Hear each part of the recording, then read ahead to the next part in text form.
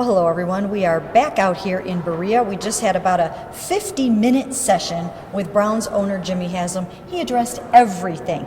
Johnny being in rehab, Josh Gordon, Textgate, you name it, he was willing to talk about it. So it was a very, very productive interview with Jimmy. The first thing I think that came out of it, in my mind, is the fact that he acknowledged that Ray Farmer admitted that he did send the improper texts during the games, acknowledged that they were wrong, that he made a mistake, but that Jimmy Haslam is going to stick by his general manager. Yeah, and I think that's one of the, you hit on it right there, that we now know for sure that the texts were sent by Ray. And the second part of that, I mean, there's a lot of questions out there about Ray's future, especially with the draft coming up. Said he fully supports him. You know, sounds like Ray Farmer is going to be the guy. Also seemed to dispel any thought of maybe some go-between between Ray and himself, that it sounds like it's going to kind of be status quo with their front office. Yeah, and that's something that I had been long advocating. I've been saying that I kind of thought that they needed sort of a buffer in there, someone to kind of oversee the whole operation. But Jimmy feels like he's comfortable with the way the setup is right now, and he's sticking by his people, and he swears that they all work very well together, despite reports that it's toxic and dysfunctional and all those kinds of things. The other thing, of course, is Johnny Manziel. How do they feel about him? What is the outlook for Johnny Manziel? And he said, hey, it's way too early to give up on Johnny Manziel, and they feel he can still be a quality starter in the NFL. Yeah, made it very strong, and of course there have been reports out there, or kind of more of opinion pieces, that the team should maybe part ways with him even after 1 year. That doesn't sound like it's going to be the case at all. If anything, he's certainly going to get another chance.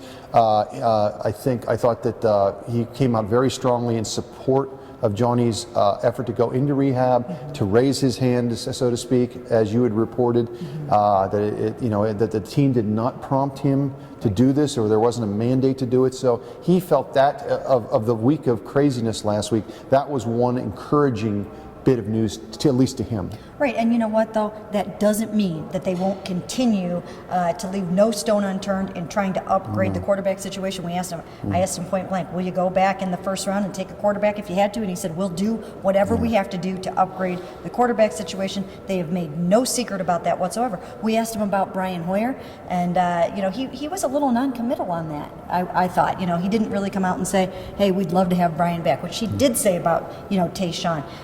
He was not very forceful in saying, hey, you know what, we're doing everything we can to get him under contract. Yeah, and it may be part of it. You're right. I mean, his tone was that way, that it wasn't that big of a deal. But as you know, Mary-Kay, there's so many moving parts with this whole quarterback situation. There could be trades. Guys could become available right now that we don't know. There's the Mike Glennons of the world, the Nick Foles. So there's still a lot of balls in the air as far as the quarterback position. That's absolutely right. We asked him so many other things, including you had been reporting and continue to report about the idea of training camp possibly moving to Columbus, and he told us that it will not happen this year, but it sounds like it's in the works. Yeah, I think it's going to happen. I think it sounds like this year for fans around here will be great, because it'll be back here in Berea for 2015. He confirmed that today, but it certainly sounds as it could be moving, at least a part of it could be moving to Columbus starting maybe next year. I've been hearing that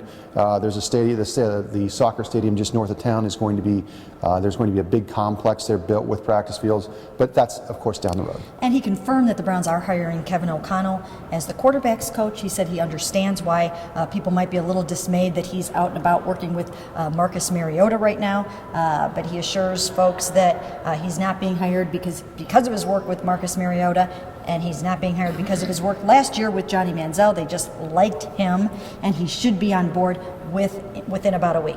All in all, I think he sought to convey that this organization is not sort of the toxic wasteland that it has been portrayed to be by some people, and that he's excited about the way things are going. He took the top brass on the 3-day team building session and came away with what he felt was his best week as the owner of the Browns. Yeah, and I think we all kind of asked questions. One of the stories is I know you and I have both been looking into it. It's been reported in some places about what Alex Shiner's role is on the football side of it. He said, look, he does sit in there and watch film with Ray, but he's not in there critiquing. He's trying to, his word was learn what's going on, and who wouldn't want to do that. I asked him point blank, has either Ray Farmer or Mike Pettin gone to the owner and said, look, I want Alec out of there? He said, no, that's not the case. That perception is wrong. So that's what the owner says. So we covered a lot of ground with Jimmy Haslam today, and we've got, again, this, in addition to this video, we've got stories coming for you on cleveland.com. We will have it all right here for you, so come back early and often.